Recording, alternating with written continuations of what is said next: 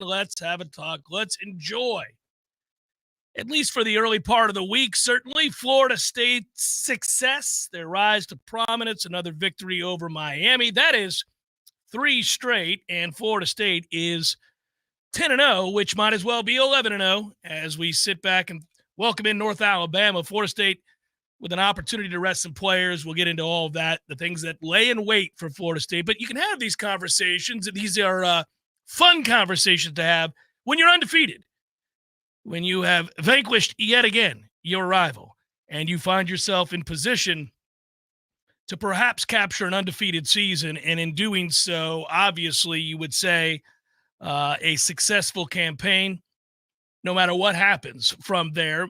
Needless to say, we've got a ton to think about, to reflect on. It was a crazy weekend. By the time it ended late last night, you were aware that not only had Florida State won, but also that Jimbo Fisher had been fired, which was predictable when he left here, and that Florida was losing recruits, and the whispers remain that Florida State is gaining some recruits. It was a perfect weekend for Florida State on that front. Those visits could not have gone better, and obviously the result is what you were after. Welcome in to you, Lizzie. He's at the house, by the way, today. Just trying to be cautionary.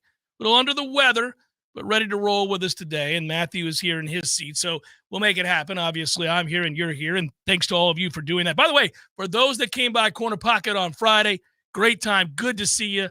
Shook a lot of hands, had a lot of wonderful conversations. It's always good to see people and get caught up on a lot of friends that have been coming out and supporting the things we do on the Jeff Cameron Show, warchant.com, all of the ventures. It's fun. And then secondarily, we didn't have the ability to do a live pregame show from Hotel Indigo on Saturday. I don't necessarily blame Hotel Indigo. I certainly don't blame us, but the internet was severed at Hotel Indigo for whatever reason. They had to fight to get it back by today, but we did have an impromptu meet and greet, and I got to meet all kinds of awesome people that came up to the 7th floor of Hotel Indigo, and we're there for the pregame show. Didn't get to see it, but got to have a conversation, got to hang out and talk about that Florida State-Miami game, and I got to know some fine folks. So it never ceases to amaze me how many great people over the years that we've encountered and, who support what we do. But just moreover, I love meeting fellow Noles that are excited about what's taking place here. And so Saturday was no different. And we have news on this day. Put it on the calendar, get it out there. We have confirmed December the 11th. December the 11th, that is a Monday, will be this year's bowling tournament as we collect toys for the kids of the Guardian Ad Litem, who otherwise would not have much of a Christmas without the support of this community and all you fine folks. So that is awesome. And we're excited. I'll tell you more details about that on down the road, but that's going to be December the 11th. That is a Monday during the holidays, and we'll give you more details as we proceed. All right, so the game itself, we wondered going in, would Florida State be able to win the line of scrimmage? I thought that was the lone area that I was worried. Miami does have a good defensive line, and they played well. And Miami's offensive line is not terrible. And in the first half, that line played well. Second half adjustments once again, and Florida State dominates Miami's run game in the second half, save for one run right after the onside kick. Outside of that, Miami really didn't do much in the ground game in that second half, so the adjustment was solid. Florida State playing a lot more 4-3 these days than they had been earlier in the year. You're starting to see some of that. And then from there, I think Florida State was able to wrestle control of this football game at one point there, really looking like they may run away with it, getting up by 2 scores.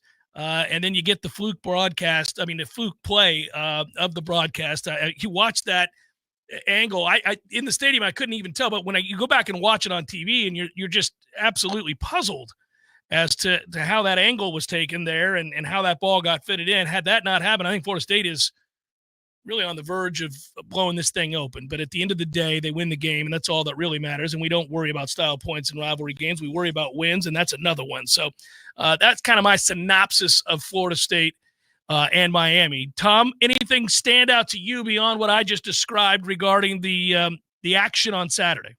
No, I mean, in the beginning, that first drive when you score the opening touchdown, Florida State did that with toughness. goal-to-go situation. You run right up the middle. The block by Meach is a thing of beauty. He kind of hip checks the nose guard for Miami on the way to paving a lane for Trey Benson to score. But you didn't see a whole lot of right up the middle or up the gut success from that point on for Florida State. So, in that moment, it's 7-0. I'm thinking, oh, okay, wait a minute. Do they have something a little extra on the O-line today? And they didn't really. You could take the sack yardage out of it, and Florida State still didn't average hardly anything on the ground, even with a 38-yard touchdown that helped, start to move the thing in the right direction for Florida State. I thought it was a game that had a real chance to get out of hand in the second half, like so many have for Florida State this season. I'm not going to blame officiating for it per se, but on that shot, it's 27-13. On that shot to Keon Coleman on a second down, and he gets held out. He gets held on that play. He gets held out of his. I mean, even if he doesn't score, you have the ball deep in their territory. You end up punting a play later, and that leads to the drive with the flukish 80-yard touchdown on the 1st and 15 for Miami. So I think it was close to being something that followed the form of, say, Duke, in which you're really laughing in the fourth quarter. But then it didn't turn out that way. And so when Emory Williams gets hurt and Van Dyke comes off the sideline and he completes 2 back shoulders in a row on Renardo Green, who's really good, but he had a couple low moments on Saturday. The first touchdown, he kind of got juked on the first touchdown for Emory Williams. And you're thinking, is this kid going to have some sort of redemption arc? And then he didn't. So everything was okay. But my heart was in my throat a little bit more than I expected in the waning moments of the fourth quarter. Well, the thing is, I've spent the better part of post that game and on into yesterday. Had a fun time talking with Ira yesterday on the Sunday Night Smash. That was a good time. Thanks for everybody who showed up in there and asked questions and hung out. I think with Florida State, you can be reflective this week because you do have North Alabama. And if you wanted to, honestly, you could probably play all of your backups in this game. Like if you truly wanted to, you could sit Jordan. You could sit, not shoot. You could sit Keon. You could sit Johnny Wilson. You could sit half of your offensive line, which is dinged up. You could really go into this with your second and third stringers all the way around. Because when you watch this team right now, there's some missing juice. There are some missing personnel. There are guys that are playing at 3/4 speed, half speed. I don't think that Keon looked explosive compared to what he's looked earlier in the year. Obviously, Johnny looked a little rusty at times post-catch. I think that, the offensive line, we already know about that situation. You got all kinds of guys that are dinged up there. Murray Smith is just a tough guy. That guy plays through an awful lot, but he's seldom 100%. It was obvious in this game that he wasn't. You don't have Robert Scott really anymore at this point. Bless Harris is extremely limited. So you just have so many guys dealing with so many issues that it's hard to watch at times and very frustrating because you realize that they're fighting through things and finding ways to win, but the way they have to call the game has changed and the way they have to go about their business has changed quite a bit. So that's fine. You have to find a way to, coach around these obstacles when they happen, but it nonetheless is frustrating to see play out. Luckily, you have this sort of breather before you travel to Gainesville, where meanwhile, the University of Florida has to go out and play Mizzou. And so you're in a situation where how beat up, how beleaguered is that Florida team going to be by the time they face Florida State? I mean, they just gave up like 4,000 yards to LSU. I mean, you're watching a defense which wasn't good this year get worse and almost kind of lay down in that second half against LSU.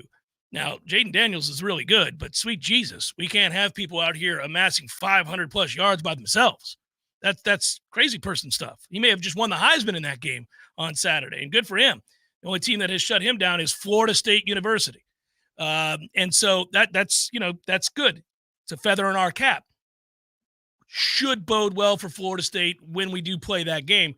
I am interested to see what the Noles do this Saturday because I think I'd arrest everybody. I might not even start Jordan because I don't think he's legitimately going to win the Heisman at this point. So even if he's dealing with something, I'd sit him too.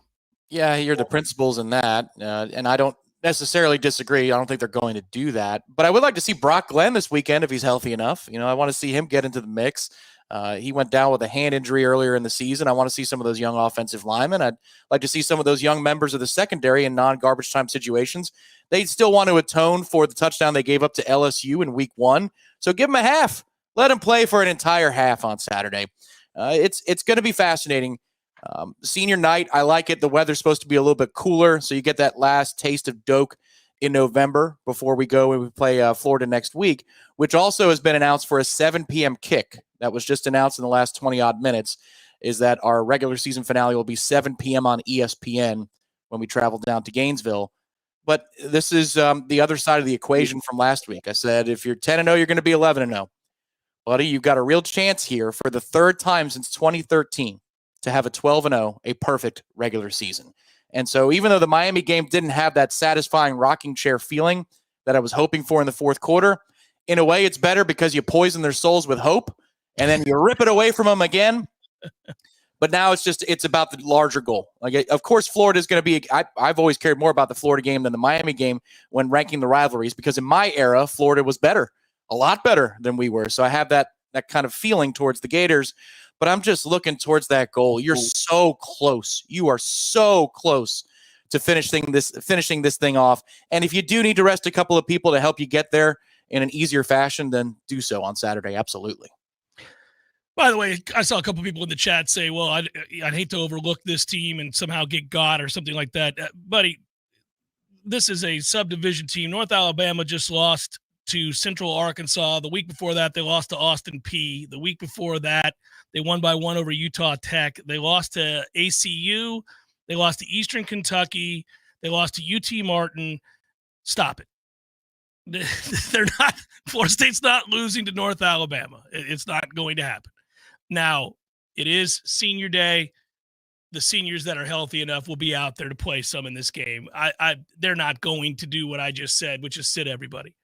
My point was you could, and you don't have to play a lot of guys a lot of minutes here. They need that rest, and we're looking at a situation where you gear up for this game against Florida, which Florida's offense not terrible at all. And you know what? Mertz has played well. I dare say he's played pretty well. Their offense doesn't seem to be the problem. Their offense is okay. Their defense is abysmal. So you'll have to, buckle in and play well on defense and get some stops. You should be able to move the ball on Florida's defense without much of a problem. And then from there, obviously, you have the ACC championship game. The one great benefit right now, as we sit here today after getting past this Miami game, is that you have time to game plan and rest and get people right if you can make it to the playoff. There's a gap after that ACC championship game before you'd have to play that really would allow you to put together a hell of a game plan to overcome some of your issues. Like, I think as it stands right now, I don't believe Florida State would beat most of these playoff teams that are on the ledger right now. I think they could. I don't think they would be favored to. And I think that the lines of scrimmage would be the problem. But you do get Darrell Jackson, and you do have a lot of time to prepare. So it's a one-off. You'll take your chances. But let's get there first. Let's get healthy before heading down to Gainesville by resting quite a few guys after, say, the first quarter of this weekend's game. And I don't really – I would have liked Florida State to blow out Miami, and they had a chance of 2 scores there. Had they not given up that fluke score, I think they would have gone back down and put it away and been up by 3 scores. But I'm really not overly concerned about it, because I think that at the end of the day, as we take the time to reflect, if I told you that a 12-0 regular season was on the table before the year, no matter how it looked, whether it was by 3 points every week or by 50, you would take 12-0 all day, every day. So good times for Florida State fans right now. And I think it's because of what it portends. Florida State is only climbing to another level. They're in the middle of this, though. They're not even close to complete. They're just getting started. That big step forward a year ago was to get to 10 wins and solidify that you were on the move, that you were kind of coming out of the muck there. This season furthers that growth. And now Florida State's in a position to really begin to add the pieces through a very successful high school recruiting class, which they have a top 5 class right now, top 4 class right now. You go ahead and bring in some of those pieces that you need to bolster the depth of talent on this roster. You know that they've already proven they can go out in the portal and get a guy here or there that has a lot of leadership and a lot of games played in key positions. You know they're going to do that too. So this team's only going to get better. It may not be as good a team at quarterback next year, but they might be better other places. So it's going to be fascinating to watch to see how they build upon this, because that's clearly the direction Florida State's going in right now, is that this is a team that is going to be a perennial contender to win the conference and to be in the college football playoff. A lot to explore. We'll get to all of it. Jeff Cameron Show, 93.3, Real Talk Radio, and Warchant TV. This is Jamie McClenny with Trek Financial in Tallahassee. While domestic equities closed down for the third consecutive month at the end of October, valuations remain near historic highs based on most historic metrics. Managing downside risk in your portfolio is one of the biggest challenges you will face in retirement.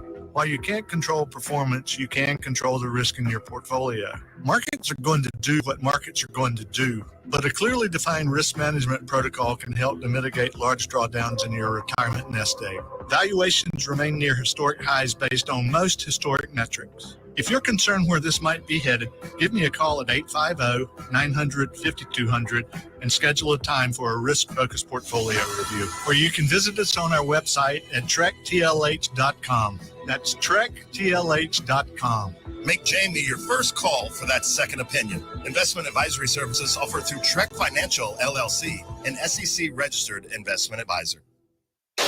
Let me tell you what T-Spark stands for. It stands for strength, commitment, teamwork, and heart. We don't ever quit until we've got nothing left to give.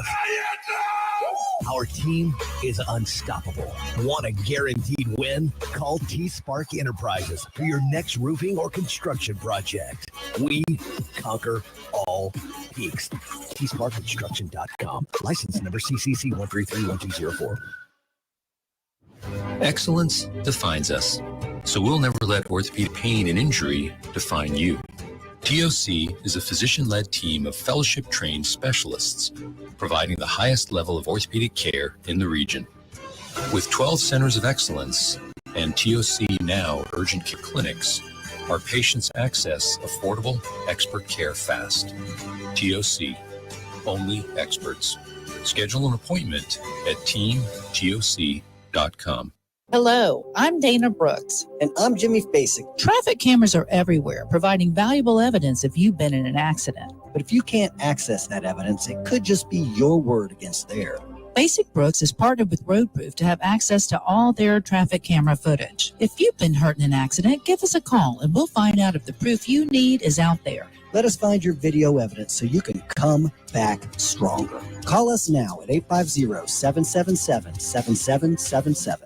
Ethics Rocks. Join us on December 6th for an unforgettable evening of music and fun in support of the Florida Ethics Institute at the first annual Ethics Rocks benefit concert at Goodwood Museum and Gardens. The Ethics Rocks benefit concert is all about combining our love for music with our commitment to advancing ethics through education. So grab your friends, put on your dancing shoes, and come on down to enjoy some incredible live performances from the Nitro Ground Shakers and our headliner, the Rockets. All funds raised will to support FEI's educational mission. VIP and general admission tickets are on sale now at floridaethics.org/ethics-rocks. That's floridaethics.org/ethics-rocks. Don't miss all the fun. It's the annual Ethics Rocks benefit concert December 6th at the Goodwood Museum and Gardens, featuring some of Tallahassee's favorite local bands, the Nitro Ground Shakers and the Rockets. Get your tickets today at floridaethics.org/ethics-rocks. We all want more energy, more strength, more results. Well, welcome to Orange Theory Fitness as you take a step towards feeling more alive today. Backed by science, Orange Theory's heart rate monitored workout is scientifically designed to keep heart rates in a target zone, spiking metabolism and increasing energy. Orange Theory Fitness is a one-of-a-kind group personal training workout resulting in more energy, visible toning, and extra calorie burn for up to 36 hours. Experience a more vibrant life today with Orange Theory Fitness. To find out more, go to orangetheoryfitness.com. The Jeff Cameron Show is a production of the Warchant.com Multimedia Network. Check out Warchant.com today for the latest news inside Florida State athletics. That's Warchant.com. Now, back to Jeff on Real Talk 93.3.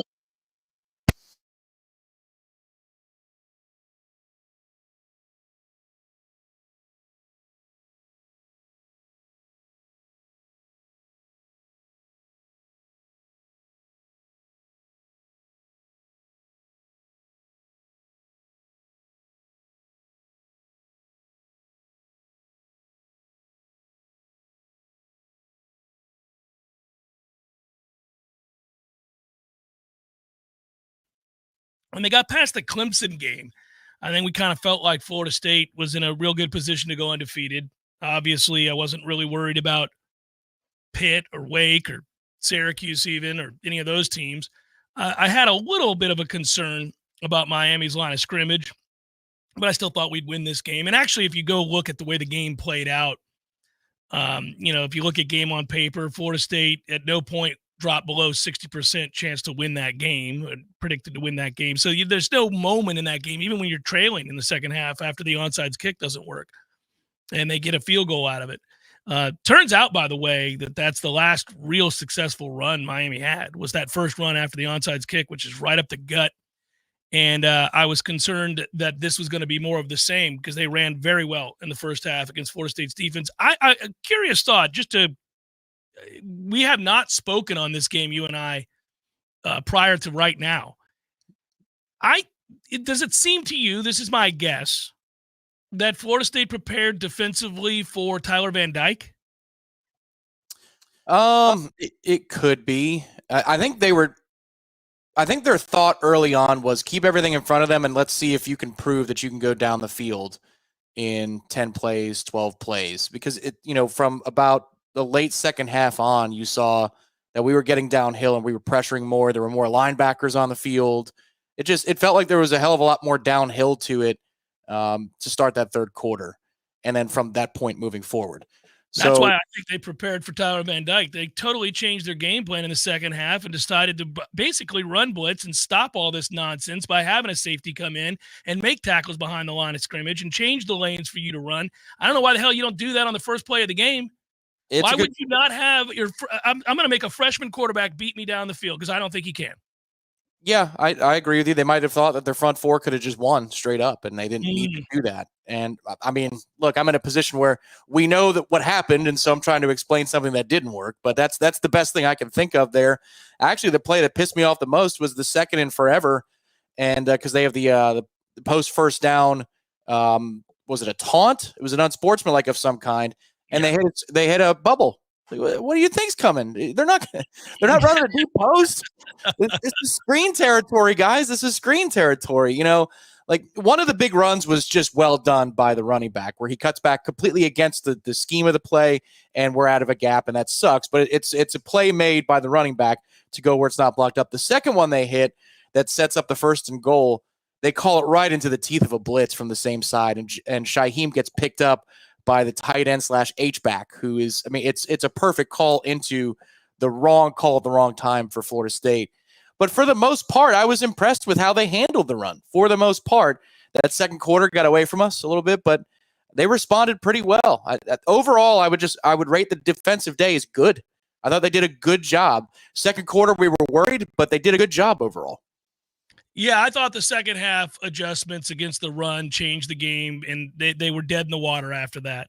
The first half, they ran the ball really well, and it was frustrating. As it turned out, they still ran the ball better than Florida State. They averaged 4.56 yards per play rushing. They had 146 yards rushing. A lot of that came in the first half, and I thought they could have just a criticism I have here. This is a direct criticism. I don't know why you start the game that way. There's no chance Miami is not going to do anything but want to run the ball. And I guess if you're thinking Van Dyke's going to start, you play zone because he'll throw it to you. And he's been throwing it to you over and over and over again. And that was the reason for my thought that, well, clearly they thought he was going to start to me. Because and I guess I did text you at halftime, like, I'm not going to let you run the ball. You're going to have to throw it. You're going to have to throw it. With a freshman quarterback, he's going to have to prove to me he can. And for the most part, He didn't. He couldn't. I mean, he was a dreadful completion percentage. They kept trying to. When I went back and watched the broadcast, boy, I know they tried to sell the hell out of that story. I got nothing against that kid, and I hope he's okay. And I hope the surgery or whatever he has to have works, because he's got a ton of heart. He's got all of that. But if we're just going on what we saw prior to the lucky-ass 85-yard touchdown play, and it is lucky, other than that play, he hadn't really done much of anything throwing the football. There'd be, like, if I'm a Miami fan, I'm not so sure that guy's the answer by what I saw. They made it sound like, he had this great game. He didn't do a damn thing throwing the ball. No, we missed a lot of tackles on short throws, and they had the one fluke play. I think he 1 for 9 for negative yards before that pass. He didn't do anything in the second half. Once you start taking the run away and it's now second and behind the chains, third and behind the chains, he wasn't doing anything. He's missing guys. Restrepo didn't have a single catch. I really wasn't worried about their weapons. It's interesting. That Miami team is getting better. Because of the line of scrimmage. They're better on the defensive line and they're better on the offensive line, and they're very good at running back. They still don't have a quarterback. They don't throw to the tight ends at all. They have one decent weapon right now at wide receiver. That's it. Yeah, I thought Maui Noah was their best player, the linebacker, 51. He's good. They brought him in because his brother is the stud tackle that they're cultivating. So they wanted the brothers to be able to play together, and that's all wonderful. But he's got another year to go. I hope he doesn't use it. I hope he goes to the next level. He's really good. He needs to go. We've got about 4 runs, maybe 4 strong, at least 3 runs that have another 15 to 20 plus yards ticketed for them because they're blocked up. Everything's done properly. It's just a one-on-one play has to be made. And Maui Noah made the play. And you're just like, geez, that's what a good linebacker can do for you. They can erase mistakes. And frankly, that's what Kalen DeLoach did for Miami's one good drive in the first half. Well, in the first quarter, I should say. Their one good drive as you erase. That blitz we've now called 3 times this year, that concept. Yeah. One was Clemson. Last week they did it against Pitt. They did it again here.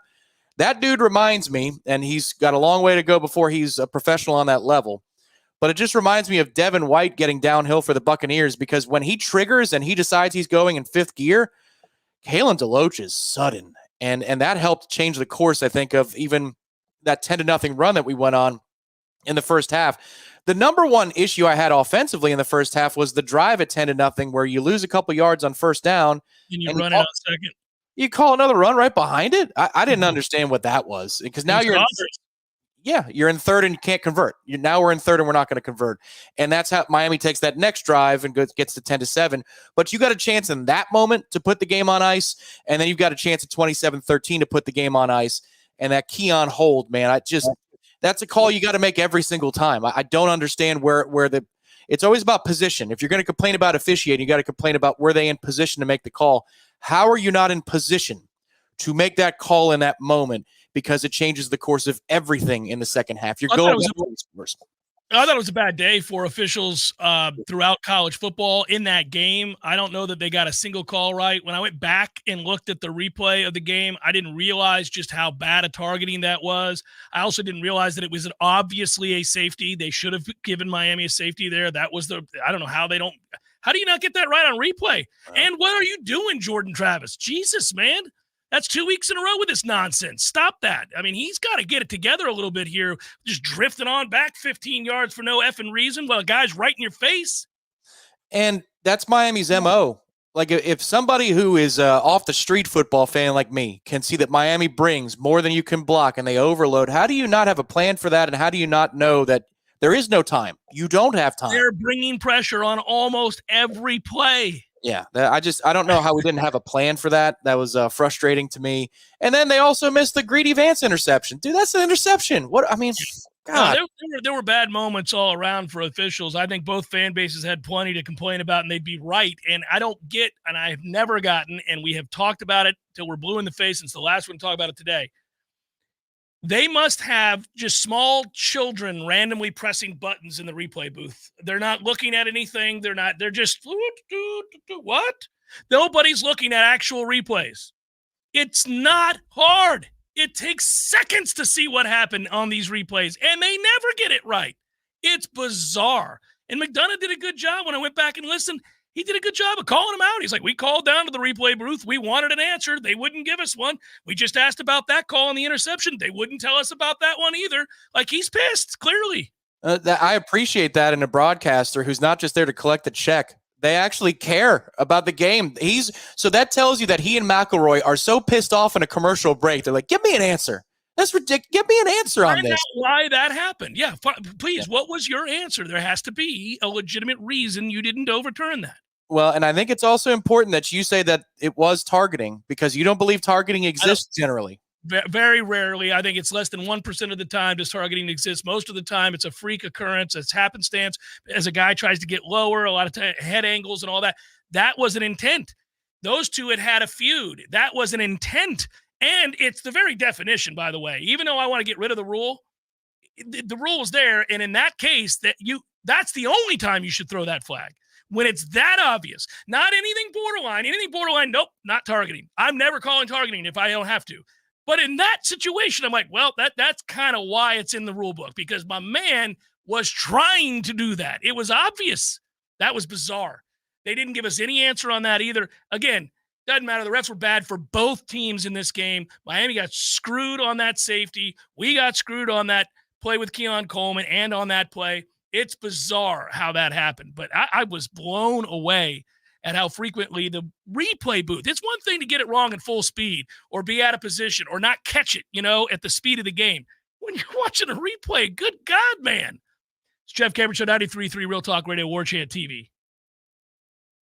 Now, 2 people have died in fatal crashes in the capital city Friday night. The first fatal crash took place in South Tallahassee near the intersection of Crawfordville Road and Woodville Highway. At about 7 p.m., a motorcycle and vehicle collided. 1 man died in that crash, and Tallahassee police said others were injured. In the second crash reported, a 39-year-old male pedestrian died after being struck by a car crossing West Tennessee Street at about 6:30 p.m. The Tallahassee man was not utilizing a marked crosswalk in an unlit area when a sedan traveling eastbound in the inside lane struck him head-on near Anon Church Road. The car continued east, landing on a raised median. The driver, a 38-year-old Tallahassee man, was wearing a seatbelt and was not injured in the wreck. A 52-year-old woman was riding with him in the vehicle, and she was also uninjured. It is unclear if the driver will be charged in the crash, and it's also unknown whether the pedestrian was in the road. The accident is still under investigation and could take up to 90 days for investigators to draw conclusions. This is Rachel and with your Real Talk 93.3 Local News Update, brought to you by Macklemore Systems, Tallahassee's go-to Mac store. Check them out online at MacklemoreSystems.com. This is meteorologist Paul Trombley with your Real Talk 93.3 weather update. Cloudy skies expected this afternoon with highs around 69. Northeasterly winds 8 to 15 miles per hour.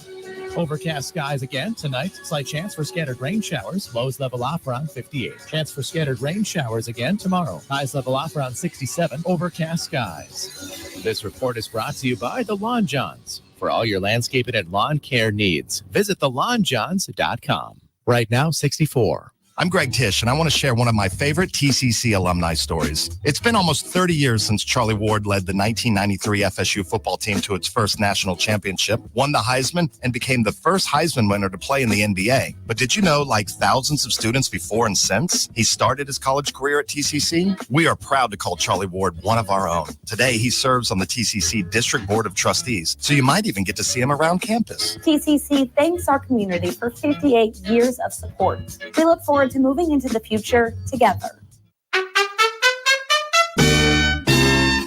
So everybody knows, Eddie, that you are a spectacular cook. Of course they know that. If they go into Bumpa's, the food is always good. I mean, everything on the menu. Mm-hmm. Everything at Gordo's is delicious. I always, of course, get the bungalow chungla, as I call it. The bungalow chung, Jeff? Is that what is the pork? The bungalow chung, Jeff. Okay, the bungalow chungla. It's delicious. All of these things, all the items, everything you do, a master cook. But, sir, I would ask you, what is a skill that you possess that you're particularly proud of that nobody would know and that you could share with us here? Growing hair, Jeff. Growing hair. You're an asshole. Gordo's, bringing the flavor and flair of Cuban food to Tallahassee since 1996. Welcome back to the Jeff Cameron Show, sponsored by Legendary Home Loans, a mortgage experience designed around speed, simplicity, and customer service. Before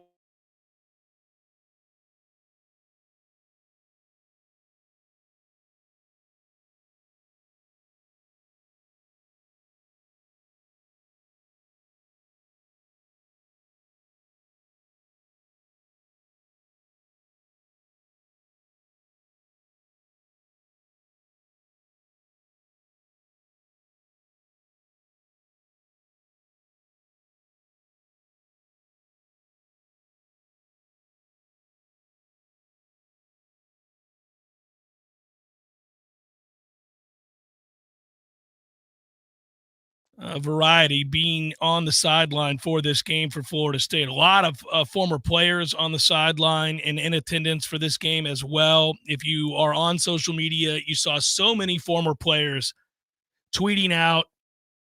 I saw it on Instagram. A lot of these guys, their experiences down on the field, in the stands, a lot of players in the stands too as well. I thought that was cool. Mike's done a really good job of building that back into something to where there's a connection again. For so long, off and on, for a variety of reasons, it just wasn't the case around here. It was very upsetting. It never made sense to me when you've had such a rich history. I mean, Florida State is one of the precious few programs in the country that can say that in the modern era have been a fixture in terms of producing NFL talent and transcendent players. I mean, whether it's a Hall of Famer like Derek Brooks or an all-time collegiate great like Peter Warwick, you can go on and on and on. You can talk to any fan base in the country of any program. And, you know, there are certain programs like Florida State that have an edge on almost everybody else. Like, we all know which of those great players that Alabama has leaned on over the last 15 years of Saban's run. We know certainly over the years who's been great, whether it be at Oklahoma or at Michigan or Ohio State. Like, these are the blue bloods of college football that have produced en masse dominant players. And Florida State is one of those on the short list. And so it always bothered me when big games would happen and you didn't look around and see them. Like, where are they at? Where's Marvin? Where's Derek? Where's Warwick Dunn? Where's Charlie Ward? Where's Peter Warwick? Where's Chris Winkie? Where's, now there's William Floyd. He's doing the game, but where is everybody? And now you're starting to see it. It's awesome. It's really cool. And that gets me to my next point of the things that happened over the weekend. Jimbo Fisher got fired. And for a lot of Florida State fans, that is the ultimate in schadenfreude. That is, I told you so. And it's good to have a I told you so moment specific to the A&M fans that were talking smack on the day that they hired Jimbo Fisher, as if they had won that situation, that they had gotten the better of the deal. And we had watched in Jimbo's final year the train off the tracks. As I had noted long before it came to fruition, this was in shambles. The plane was in the side of the mountain. Jimbo Fisher, when he left here, was 5-6 and told he could not coach the last game, and basically took umbrage and showed great disdain to everybody in the media who asked him something they already knew to be true, which was that he had taken the Texas A&M job. And he was offended by the mere question. Don't forget, leading up to those moments, he had challenged a fan to a fight in the stands. My man had lost his ever-loving mind. There were problems on and off the field, and certainly throughout the locker room and the athletic department. Florida State at that moment certainly wasn't happy with the way things ended, but knew time was up and he was gone. And so when he got that job and people reached out, those that cover Texas A&M or cover college football nationally reached out to a lot of us that covered Jimbo Fisher's time here. I did so probably more intimately than any other person in the media, national or local. And Jimbo, who I called on the very first day he got the job as offensive coordinator, and reached at his house while he was in the midst of moving and talked to him to set up interviews down the line. This was a guy I got to know. This was a guy who I had a lot of interaction with, and he was a very different guy by the time he left. And so when they reached out to us and asked questions about what kind of guy they were getting, I frequently said, one who needs a little help, one who seems a little broken, one who understands football and can really recruit, but has got a lot of other things on his plate right now. Should be interesting to see how this goes. My guess is if things don't change off the field for Jimbo Fisher, he's going to have a real hard time sustaining success on the field. But he'll recruit. And we got this right. And it wasn't just me, but a lot of people understanding who and what Jimbo was and had become could have predicted this fateful day that occurred yesterday, which was him getting fired without having accomplished really anything of note at Texas A&M. His great season was a COVID season where a lot of fluky things happened. You know, like Mel Tucker was really good at Michigan State. He's no longer employed. We can go on down the list of things that happened throughout college football that year, but it was a hodgepodge of weird. Jimbo hadn't really done much of anything with all of the talent that he brought in. And now A&M will have to go get another coach. I don't know that I celebrated as much because I think it's kind of sad, but I also think it was highly predictable. He went 42-25 at Texas A&M. 42-25. That's a worse record than Kevin Sumlin, who went 51-26. In 6 seasons, he had that 9-win season. That was the pandemic year. He had one other 9-win season. He got a contract extension, and the buyout is the largest that we have ever seen in the sport. The previous known record for a buyout paid to a college coach was $21.45 million from Auburn to Gus Malzahn. $21 million is what they had to give Gus. They're giving Jimbo over $75 million to walk away. Do you know how bad things have to be at a place? If they fire a coach, they don't let him finish out the year, and they give him 75 plus to leave, and leave now. Get out. You can't say goodbye to your players. Get your ass on a plane and leave. How ugly are things behind the scenes when that's the case? Do you think they let him take the trophy, the national championship trophy? Might as well. Maybe he can get it filled in when he goes Division II or something. I don't know. He could change the language from national championship to buyout championship and then throw 2023 on it, because it's an unbelievable win for Jimbo. That contract was, because he could take another gig and get paid $5 million a year, and that's over the top of the guaranteed buyout from A&M. It's not a replacement situation where you get there's relief. no redirect on the contract, so he gets it no matter what. It's unbelievable. That's so well negotiated. Congratulations to his agent, who wins a lot of these situations. All of them. That's like, for him, that should be a watershed moment. Look at what I've done. You walk into his offices, those clippings of Jimbo being fired with the full guarantee should be the first thing you see. Not shaking hands with Nick Saban, nothing. It should just be that press clipping. And like you, the Jimbo part of it, there are two sides to Jimbo. He's two different people, and both of them are fascinating. I got to see a window behind the scenes, even though I wasn't there in an official capacity for many of your interviews. I was there, and I had the cans on, and sometimes you go, whoo, and sometimes you laugh, and you say, this guy's awesome. This guy's hilarious. There'd be good days, yeah. He had good days, and he had good moments of real humanity and moments of real inhumanity. But it's more about A&M. It's more about their trolling. That was my joy yesterday. Yeah, mine too, because those people were so sure they had it right. And we tried to tell them, look, this isn't sour grapes. The guy was a mess here at the end. The evidence is all right there before you. Mm-hmm.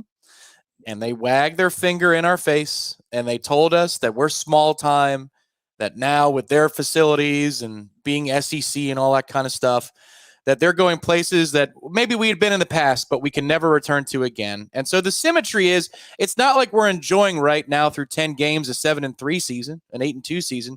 We're 10-0. We're about to be 11-0.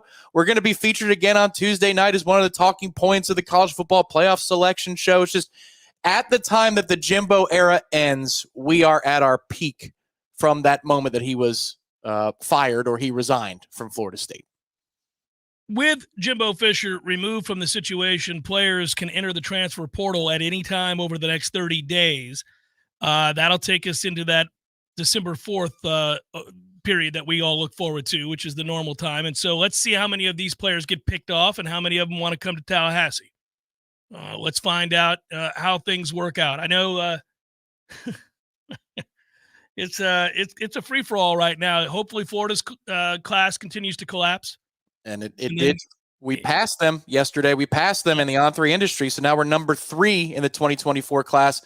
And we could be adding some more players here in the weeks to come to push for number 2 or number 1. Yeah, it's about the pieces to me. I don't care if we're ranked 1, 2, 3, 6, 5, 4. I mean, okay, it's great, but it's about the pieces. Do you get what you need to be great next year? And you need some things. You need better depth on the offensive and defensive line. You need better talent on the offensive line. You're not good enough. You're just not good enough. It's the weakness of this team, and it's why you'll lose in the playoff. But, hey, that doesn't mean I'm not appreciative. I love where this team's at. I love how quickly this has turned around. I love that they have an opportunity to go 12-0 and win the ACC and, continue to build on the 10-win season they had a year ago. They're going places. This isn't the stopping point. So if it were to come to an end without a national title this year, A, that wouldn't be shocking to me, but B, it wouldn't mean anything other than Florida State had a great season and has to look to continue to build on that and get better. And I think that's exactly what they plan on doing. They got to finish the job here over the next 3 weeks. We understand that. But if they do, I'm not cashing in my chips yet. I'm not not rooting against them, Tom. I'm giving you my honest opinion. I don't think they can beat Georgia. I don't think we'd beat I'm pretty sure they wouldn't beat Michigan. They got a shot against Ohio State, although that we'll see. I don't want any part of Alabama if they somehow make the playoff. So it'll be interesting. Michigan's quarterback play was only confirmed to me to be less than stellar. They didn't need him, though. They didn't choose to do anything with him. And it's the same kid that went on the road at Ohio State a year ago. He's good. But that to me, is a physical dominance, the likes of which very few teams have. Michigan lining up. Can you imagine Florida State lining up and not throwing a single pass in the second half of a game and being able to get away with it on the road against the top 20 defense? I can't because we couldn't. But that is also evidence of the opponent that they're playing. It's a top 20 defense, sure, against Penn State. But I don't know that is some kind of thing that you hang on your wall as this badge of honor that you beat Penn State. I wouldn't either, because everybody who's any good does. What I'm saying, though, is that I don't think we're equipped to do that. So I don't knock them for not throwing passes. They didn't need to. That was their ultimate show of disrespect. They're like, we don't even need to throw a pass against you. It's not that he can't. Yeah, I would agree with you, and you've been on it for weeks, that Georgia is going to a different place right now. They are. That's true. There's nothing that these two Big Ten teams have done in the last month to make me feel less in the fight with the Big Ten teams. And there's nothing that we've done that makes me feel that we are less in the fight with the Big Ten teams over the last month. Now, if you want to say that, yeah, the odds are shifting with Georgia, I agree. Yeah, that's another just unholy ass beating. After 14-14, that game's over really quickly. But the two Big Ten teams, I don't care who it is. You put them on the field with us in the Rose Bowl, I like our chances to continue on. And then if you do that, then you're in the championship game, and we've got enough top-end talent to play around our weaknesses and make it interesting against anybody in the country. I don't think this is a foregone conclusion that once you're celebrating at the podium in Charlotte that the season's over. I think there's more. There could be more to come. And it'll be fun. I'm certainly never going to tell you they don't have a fighting chance against anybody. I've not said that. I'm just telling you now, I would take those other teams right now over Florida State to win the game. But doesn't mean we couldn't win. I'm not giving us a 0% chance of winning. So I don't want that to be mistaken. I think Florida State would be in any game. I just think that the line of scrimmage is the area where we've got to get a lot better. Now, one thing is, again, I repeat this, defensively, I mean that too on the defensive front, but we would get Darrell Jackson back, and that would be a big damn deal. That admittedly could change the math a little bit, and I'd get excited about that. Hey, let's get there and find out. Let's argue about it while we're getting ready to attend a playoff game and discuss it during a pregame show. That'd be wonderful. Hour number 2 forthcoming. Stay with Jeff Cameron Show, 93.3 Real Talk Radio, Warchant TV.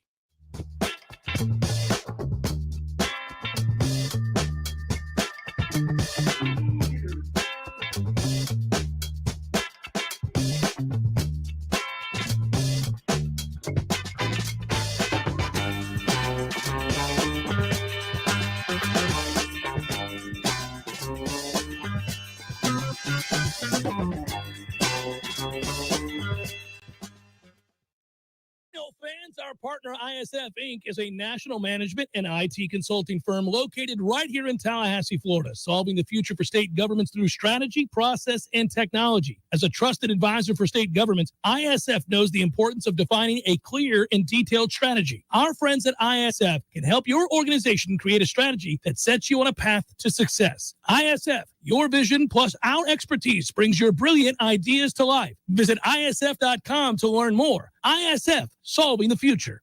Rick Scott. If Ronald Reagan were here right now, he would say, "What in the hell have you guys done to my great country? Crime is rampant and goes unpunished. Our border is wide open for criminals and drugs that kill our people. Our debt is $32 trillion and climbing. Inflation's growing faster than our wages. There's a land war in Europe. We don't make things in America anymore. We buy them from our enemies in China. We pulled out of Afghanistan like a bunch of cowards. We don't know what a woman is, and we think men can have babies. The government pays people not to work and says, no one has to pay their loans back. The game is now rigged against hardworking Americans who still believe in this country, believe in God and the American values of hard work, patriotism, and self-reliance.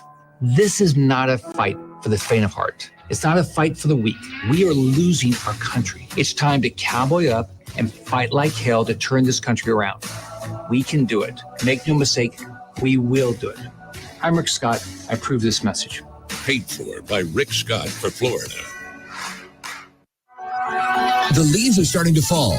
The temperatures will start to fall, and the prices are falling right now at Pinch A Penny Pools and Spas. Incredible dealer discounts up to $5,000 are available on all hot spring spas, the industry leader in hot tubs and spas. If you've never experienced the sensation and relaxation of having your own hot tub in your backyard on a cool evening, you're truly missing out. The cold months are coming, and now's the time to set yourself up for the best winter season you've ever had. Plus, you'll gain the added health benefits of reduced stress, relief of sore muscles, and better sleep. You'll feel so relaxed after a nice soak in your new hot spring spa. You'll experience some of the best sleep of your life. Head over to Pinch A Penny Pools and Spas on Greer Road and check out their huge showroom packed with the best selection of hot tubs and spas available. And ask about getting up to $5,000 in discounts, low interest financing, and a free accessory to make your hot tub dreams come true. If you're ready to relax, Pinch A Penny Pools and Spas is ready to show you how. There's fun to be had every night at the Corner Pocket. Take home prizes on Trivia Tuesdays and Beer Bingo Thursdays. And kickstart your weekend with Martini Fridays. Plus, happy hour runs every weekday and game day specials every time the Noles take the field. Watch all the best games at the Corner Pocket's Vegas Wall, featuring 560 inches of flat screen TV heaven. Oh, really? The best food, the best drinks, and the best place to watch all the games. Tallahassee loves the Corner Pocket. Coming up next, more of the Jeff Cameron Show. Live and local on Real Talk 93.3. WVFT. Greta, Tallahassee.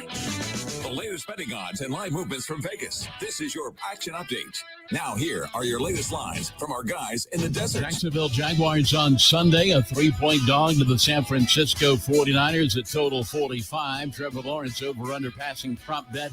237.5 passing yards, 1.5 touchdown tosses. That's minus 150 to the under. At his career, Lawrence 31-13 to the under in his touchdown passing prop bet. NFL props analyzer available at VSIN.com. College football tomorrow. The Florida Gators a 13.5-point road dog at LSU. Florida State 15-point home favorites with Miami. College basketball today. Virginia 1.5 favorite over Florida at the Spectrum Center in Charlotte. Florida State 11.5-point home favorite against Kennesaw State. Get your free VSiN subscription right now at VSIN.com. For more sports betting news and information, go to VSIN.com. Mike Sennett, Real Talk 93.3. Get early access to Macy's Black Friday specials and save big on gifts for everyone on your list right now while supplies last. Like winter-ready women's sweaters, $12.99 to $19.99. Fine jewelry, 60 to 75% off. And cozy up to comfy throws, just $9.99 to $39.99. Plus, get your online order even faster with store pickup, now at Macy's. Savings off sale and clearance prices, exclusions apply. Do you hear that? Asthma triggers are everywhere, from dust mites, pet dander, and pollen, to smog and smoke. An asthma attack can strike anywhere, anytime. Be prepared with quick-acting Primatene Mist. Clinically proven to open airways quickly.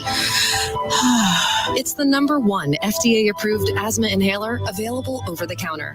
Primatene Mist. Breathe easy again. Use as directed. I'm Caleb. I'm the lawn supervisor at Paul's Termite and Pest Control, and I really do love my job. Paul's has created an incredible work environment that always puts our customers' needs first. Their needs are our concerns, and my particular job of improving the health of North Florida lawns is something I truly enjoy. I'm an outdoor person, and I get to be outside all day, watching the lawns run through the stages full of weeds to weedless to lush, grass-filled landscapes is very rewarding. I'm proud to represent Paul's. I'm Jay. Having the privilege to work with people like Caleb and all of our employees is truly an honor. There is no doubt that the staff of Paul's Termite and Pest Control is the best in our industry.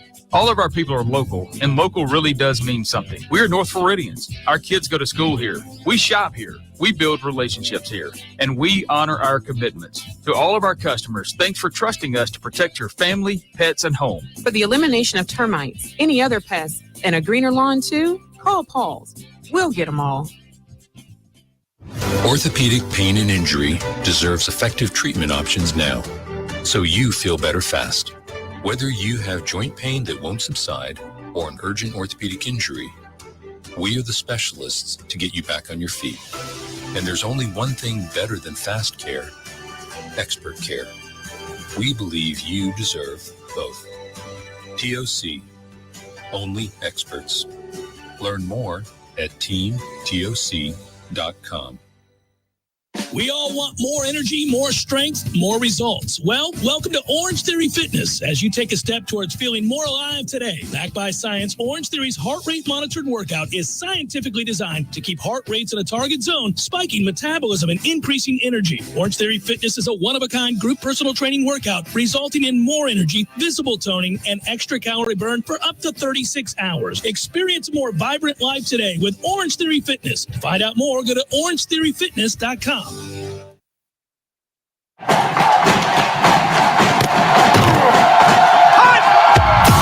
Broadcasting live from Florida's capital city, this is the Jeff Cameron Show, brought to you by Orange Theory Fitness.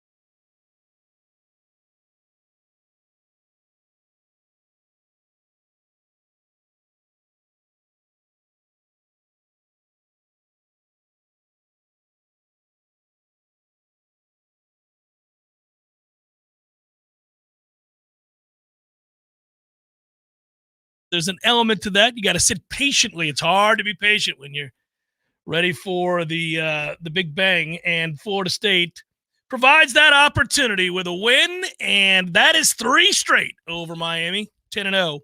Soon to be 11-0 as North Alabama comes to town. Pre-game show, we will be there at 3:30. Kickoff is 6:30 for that football game against North Alabama on Senior Day.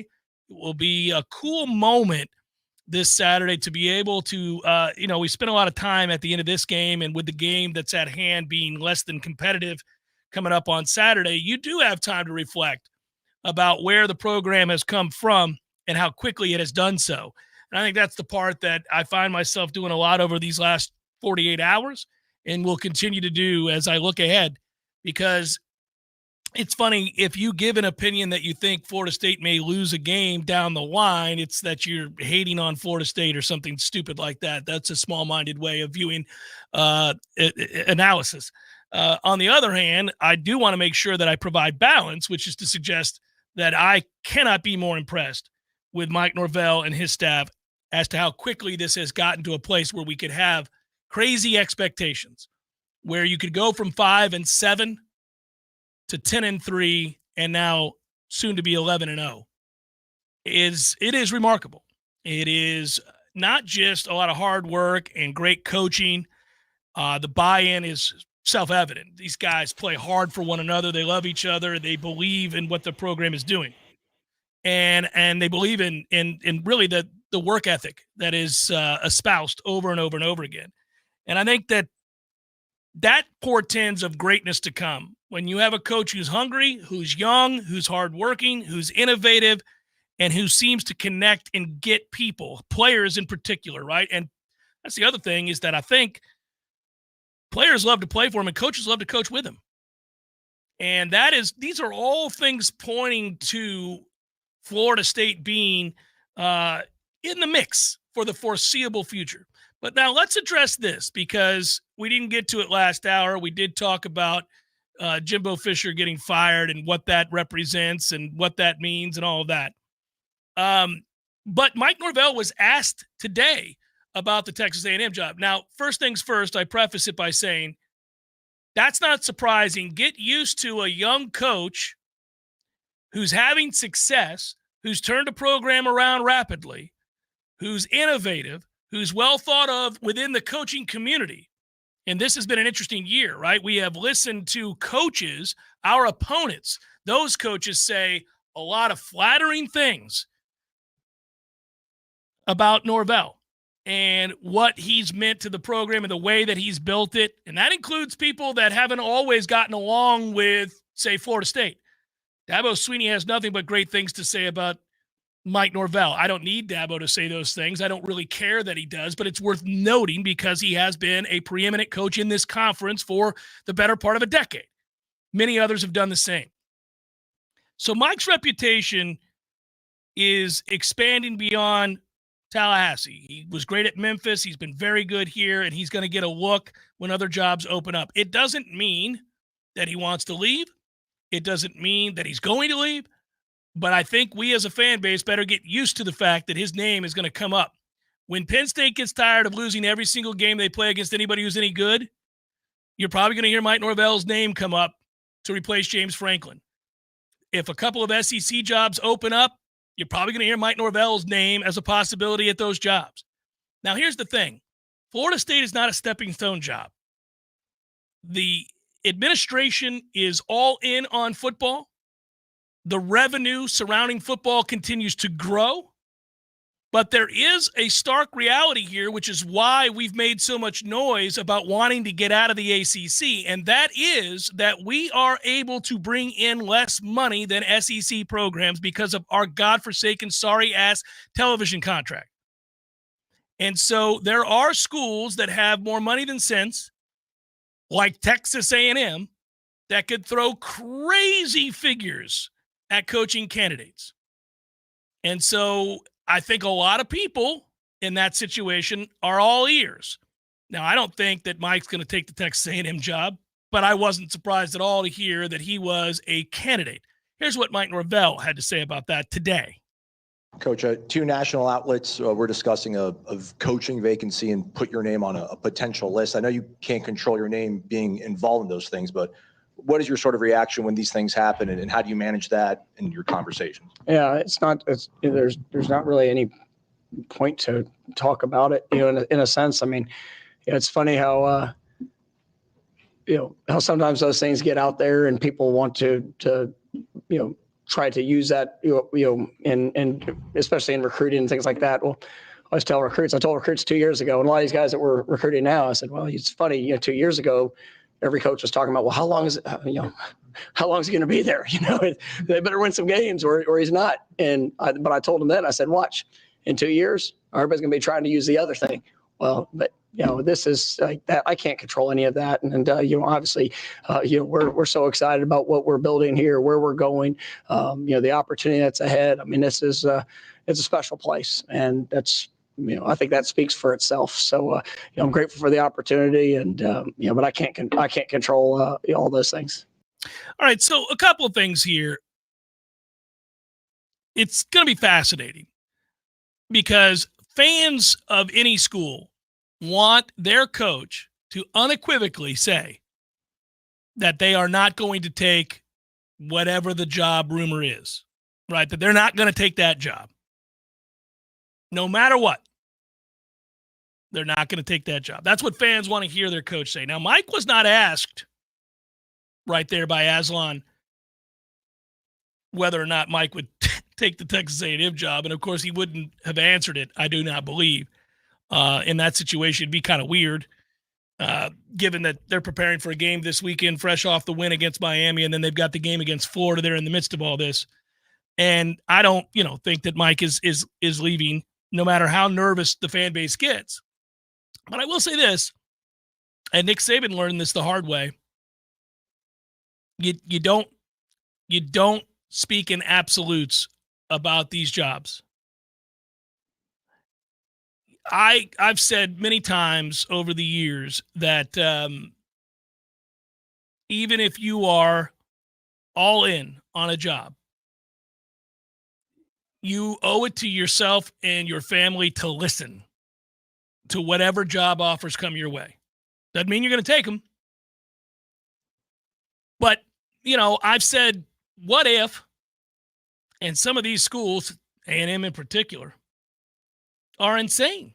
Some of them say things like, we'll give you $200 million to come take a job.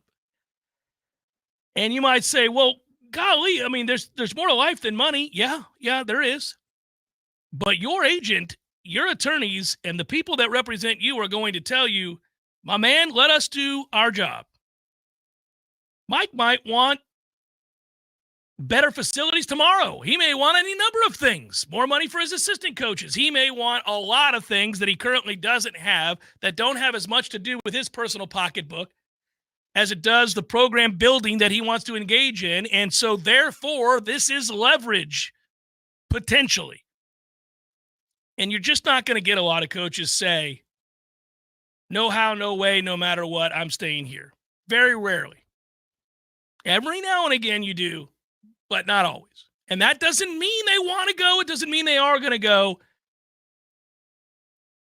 But in that situation, you can talk about a lot of things, and he did right off the bat. He's happy here, excited about what they're building, excited that they've got this going in the right direction. He knew that this day would come because he was confident in what they were building. And I think that's true too. And those are all fair things to discuss, and it's great. But I think that it's naive. It's naive to think that that coaches, any coach, anywhere, in any job, wouldn't at least listen to what was being offered. I'll put it that way. Things have changed a lot in college football from a financial standpoint over the last 20 years, 10 years, 5 years, hell, and it continues to change. So coaches are going to listen. They're going to listen. I do hope, obviously, that this is a situation where Texas A&M moves quickly. I think by virtue of the fact that they fired Jimbo with games still to be played, it indicates they have their guy. I would tend to agree there because it's important to message to the current players you have what the solution is and who the coach is. You know, maybe if it's even hinting because you don't have ink on paper, but you tell the kids that you've got a plan. It's just this is part of the domino effect of the early signing period and the transfer portal and those windows. You have to act earlier than you ever have had to before. Because if you're going to bring in a new guy, he's got to have at least a fighting chance to go make some, in-home visits and use those bullets in the chamber, assemble his staff, make those calls. Signing day is a little bit later on the calendar this year. It is Wednesday, December 20th. Usually it's closer to the 15th. So you have a few days there, but every day is critical. And the portal opens before that. It's on the 4th or the 5th. So it's time to go. It's humongous. Like this, everything about these windows creates a situation that just wasn't so 10 years ago. You could play it out through the 12th game, make a change then, and signing day's not till February. You got plenty of time. You have an interim coach for the bowl game. It still is the old staff, and then we'll waltz in on the first of the year and we'll set the tone and we'll get some momentum going in January. It's just everything is so much more compressed now. So I understand that. For me, I'm not worried about Mike. What I'm worried about is, okay, so now A&M's fired their coach. Mississippi State fired their coach. Michigan State's changing. I would think South Carolina might be looking long and hard at the end of the Beamer era. I'm looking for the best players on each one of those rosters. And I'm saying, who can we get from those rosters to join our roster and make our team better moving forward? I'm not looking at what's on the outgoing side of the market. I'm looking on what is potentially can be on the incoming side of the market. You and me both. I just wanted to give a bigger picture discussion or lend a bigger picture discussion to what a lot of people in the fan base will be worried about or thinking about, which is that Mike would even consider another job. And it could be A&M, it could be any job. It could be USC, it could be Michigan, it could be Ohio State, it could be any job. Most every coach, and certainly their agents, are going to say, hey, let us do our job. I know you want to stay there. We got it. But we're going to listen because we're going to create leverage and we're going to get the things you want, whether that's more money for you or more money for your coaches or more money for facilities. Let us do our job. And I think almost all coaches these days are business savvy enough to listen to that and do that. They're not going to come out and say what every fan wants them to say, which is that I am not going to take job A, job B, jobs. They're not going to say that. Yeah, I think in a sense, given where Florida State is record-wise and what we have before us this season, the opportunity this season, and given that these windows open when they do, the fact that decisions need to be made in November or early December at the latest is kind of a nice shield for this year for Florida State. You're going to leave a playoff roster at Florida State? I mean, you know what I mean? Mike's not going anywhere yet. He's not going anywhere, but I'm just saying, even if he was offered the moon and you're going, what in the hell kind of number is that? You're going to leave this situation? Like if we had one or two losses and are out of the college football playoff discussion, perhaps you sit down and you have those conversations more seriously. But there's so much before you here. Like if you were Dabo, for example, and I'm not saying that A&M's going after Dabo, but you've got 4 losses. And if A&M decided to restart the clock for you, I think in that situation where you've got nothing before you except hopefully an 8-4 finish, like you would listen more seriously than if you're Mike Norvell, you're undefeated, you're about to go to the playoff, and your stock is going to go through the roof in the next 2 or 3 years. If you're talking about getting down to the dollars and cents of it, my value hasn't even come close to peaking as a commodity. It's still on the way up. And I finish the job here. I do it right this year and the next year or two. Man, I'll be able to name my number in Tallahassee or elsewhere. Yeah, and a lot of these guys, I mean, Mike's making over $8 million a year. He's doing all right. I mean, they're not hurting for money right now. It's they're not like, this isn't one of those situations where we've all been in jobs where we're making, not a lot of money. And all of a sudden that offer is double what you're making or triple what you're making. Oh man, I kind of got it. That's not, a lot of these guys are wealthy beyond their wildest dreams. And he's young and wealthy. Mike's got a very bright future, but he's got a very bright future right here. And I think you're right. And Florida State is one of those jobs. That's why I opened my comments with Florida State is not a stepping stone job. But we do have to confront, the longer we stay in the ACC, the reality that our coaches will be targets in any of the sports that we play in. Obviously, you got a great softball coach, you got a great soccer coach, you got a great whatever coach. I'm in the SEC. My coach ain't getting it done. I got twice the money you have, 3 times the money you have. I can make them an offer they can't refuse. That's the mentality of a league like the SEC and a league like the Big Ten. And if you want to guard against that, you got to get the hell up out of here. It's Jeff Cameron Show, 93.3 Real Talk Radio, Warchant TV. Buying a home can feel overwhelming, especially if it's your first home. You're worried about location, school zones, square footage, inspections, insurance, loan approvals, interest rates, and of course the price. Buying a home could be the most significant investment you've ever made. But there's good news. You have our friends at Legendary Home Loans, and they're on your side and in your corner. They're going to go to bat for you. Shannon Young from Legendary Home Loans can help first-time home buyers get up to $25,000 for your down payment. For first responders, veterans, teachers, military, and healthcare workers. And that's not all. Shannon is an expert navigator of the home loan terrain, and you can trust that he's going to get you the most competitive interest rates and guide you through the process every step of the way. Plus, Shannon will also get your closing costs reduced. It's the Hometown Heroes program at Legendary Home Loans. Give them a call today, 844-FSU-LOAN. That's 844-FSU-LOAN. Or go to FSUHomeLoans.com and ask for Shannon Young. NMLS number 2270146. Widden Glass has been taking care of business since 1945. When you call Widden Glass, you're dealing with experienced, reliable professionals who offer only the best. Like Widden's top-of-the-line bath enclosures that provide style and luxury at an affordable price. Eye-catching storefronts are a specialty at Widden Glass. We'll help you design it and install it. Widden Glass, the first name in glass replacement. Call 222-5781.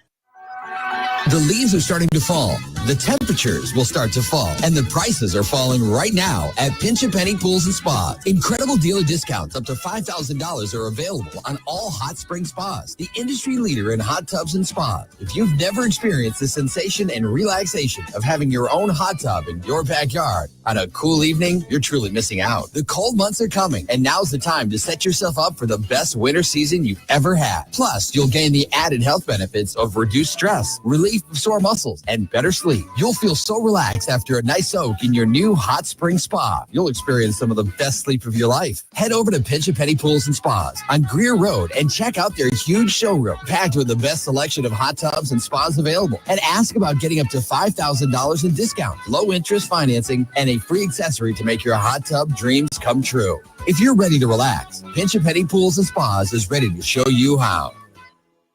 Where is your pain? Is it in your knees, your hips, your back? Don't let it sideline you any longer. And don't let them tell you surgery is your only option. Call QC Kinetics now for the future of pain relief. Hey, everybody, it's Greg Tish, and QC Kinetics is the nation's leader in regenerative medicine, restoring and repairing damaged joint tissue the natural way. This is the science of using properties from your own body to bring you lasting relief, no drugs, no downtime. QC Kinetics is trusted by patients all over America. They have over 150 clinics nationwide with advanced protocols that can get you moving again. Get started on how you can live big in 2024. Talk about a great use of your FSA and HSA. Put them to work getting you the relief you need so badly. These new advanced regenerative treatments are getting amazing reviews for people with arthritic pain or pain from an injury. Again, no drugs, no downtime, no surgery. Call QC Kinetics for a free consultation and let their medical professionals give you a better path towards that pain-free life. Their number is 850-391-4280. We all want more energy, more strength, more results. Well, welcome to Orange Theory Fitness as you take a step towards feeling more alive today. Backed by science, Orange Theory's heart rate monitored workout is scientifically designed to keep heart rates in a target zone, spiking metabolism and increasing energy. Orange Theory Fitness is a one-of-a-kind group personal training workout resulting in more energy, visible toning, and extra calorie burn for up to 36 hours. Experience a more vibrant life today with Orange Theory Fitness. To find out more, go to orangetheoryfitness.com. The Jeff Cameron Show is a production of the Warchant.com Multimedia Network. Check out Warchant.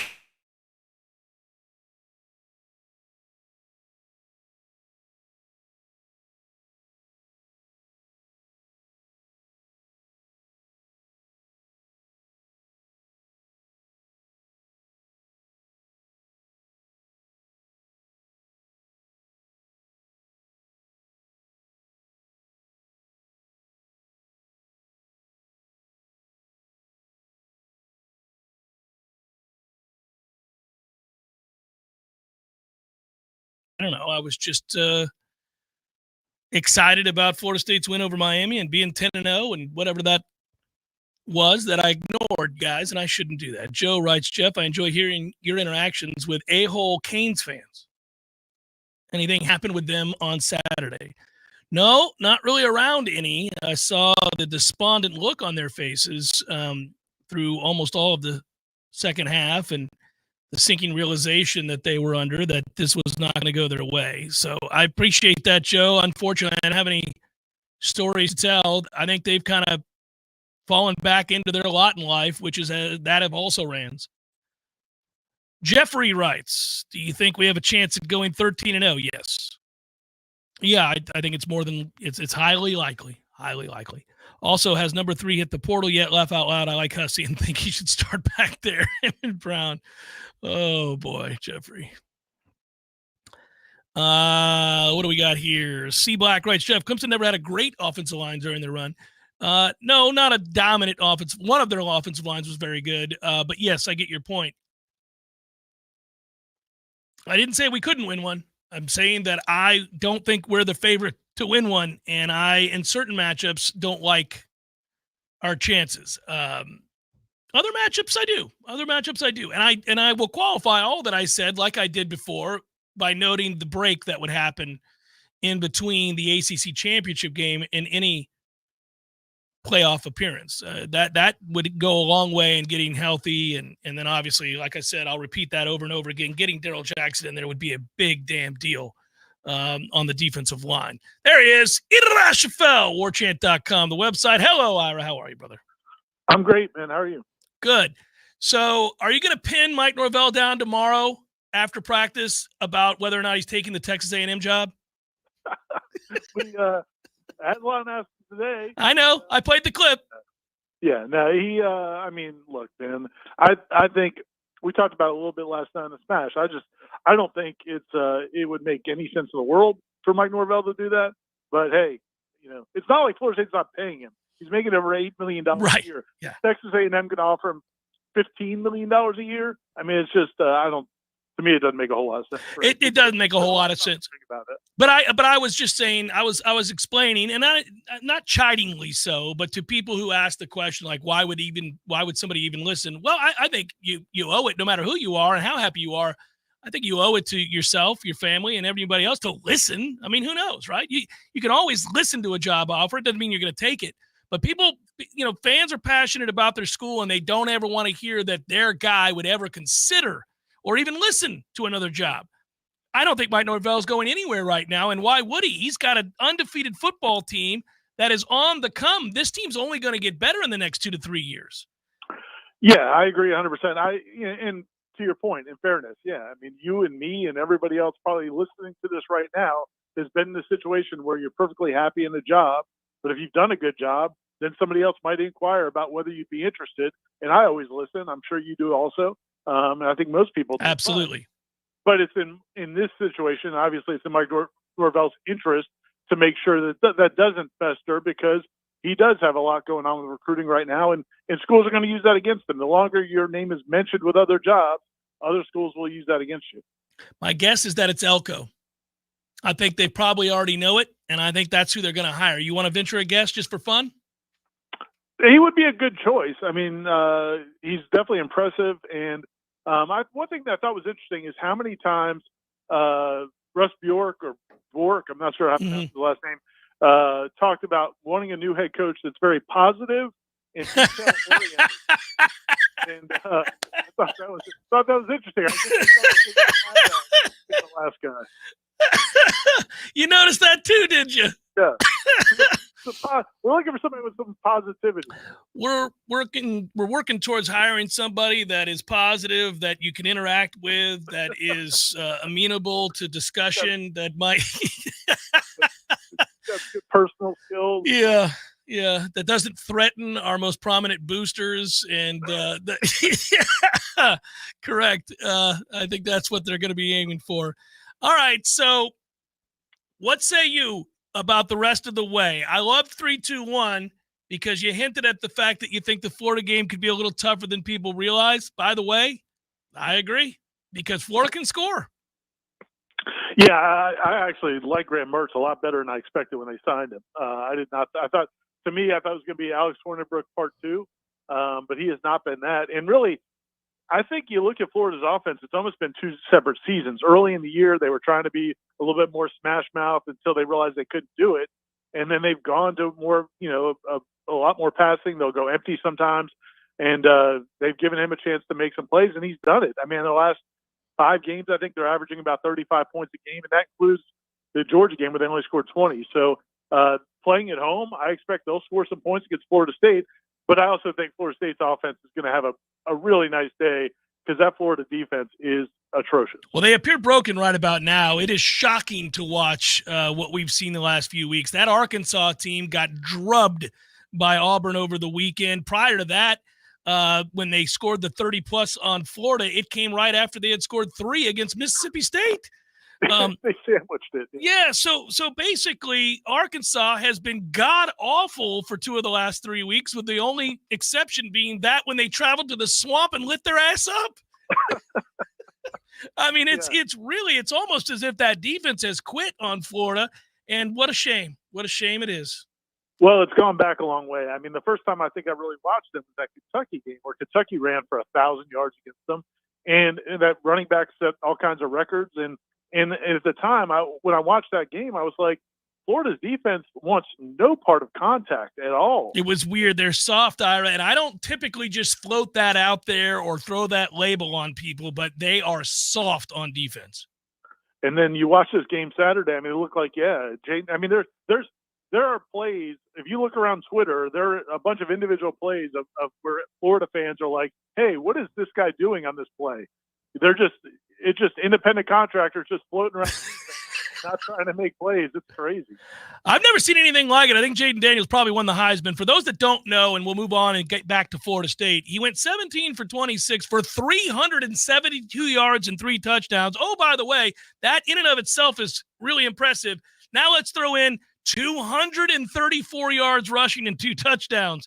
Holy moly. Unlike 12 or 13 carries. Yes. It wasn't like he ran it 40 times. He didn't have to. He was getting 40 a pop. It's nuts. I mean, I've never seen that. I mean, that's crazy. This is the list of players who threw for at least 250 yards and rushed for at least 200 in the same game between 2004 and 2023. Vince Young, that makes sense, did it against USC in the national championship game. Denard Robinson did it against Indiana when he was at Michigan.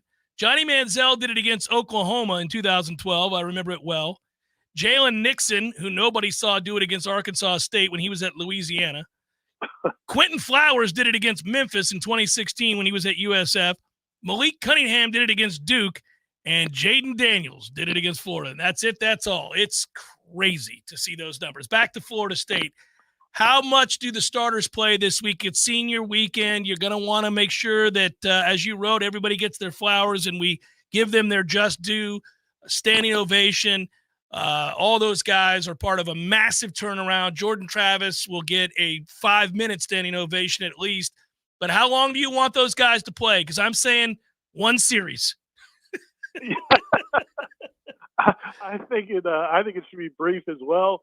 But when I asked Mike Norvell about that today, I mean, he went on a long speech about how important it is to keep getting better and play better this week than they did last week. But then he came back towards the very end and said, "Now we're going to be smart with people."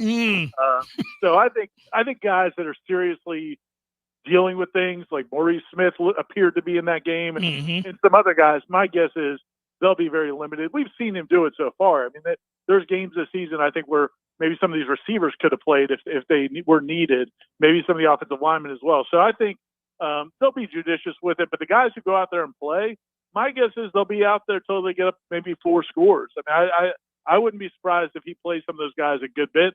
But, man, yeah, they need to rest that whole second half and then get that week off getting ready for Florida. Pretty cool, by the way, for us to be able to highlight the special afternoon that Mastromano had. He gets to break the rock, and everybody laughs about a punter getting to break the rock. But, man, he's been awesome all year. Yeah, he was. You could tell he was a punter trying to pick up the sledgehammer, though. Yeah. I don't know how many days how many arm days Alex had. But but no, he was awesome. And really, Miami's punter was great too. Yeah, he was. He wasn't as great as Alex. I mean, he 7 punts, averaged 49 yards. 5 of them, I think, were over 50 yards. And 4 of them were over 50 yards, and 5 of them went inside the 20. 2 of them went inside the 5. I mean, literally, it was like pitching a one-hitter. I mean, he was phenomenal. He was awesome, and special teams were great, and you highlighted it, noted it in your 3-2-1 column.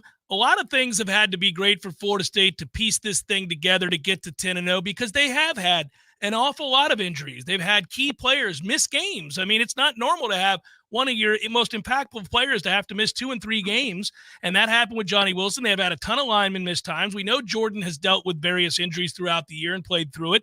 We know Keon Coleman has been labored. You've seen it with some guys on defense as well at various points. This really is one of the most lovable aspects about this team this year is they're not perfect, and there are other teams out there that maybe look at times better than Florida State, but they have had different people from different segment groups come through every Saturday when they've had to have it.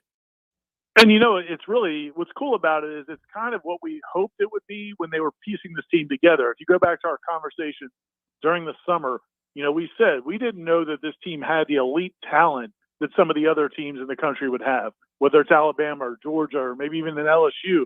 Like, we didn't know if they had those superstar individual players.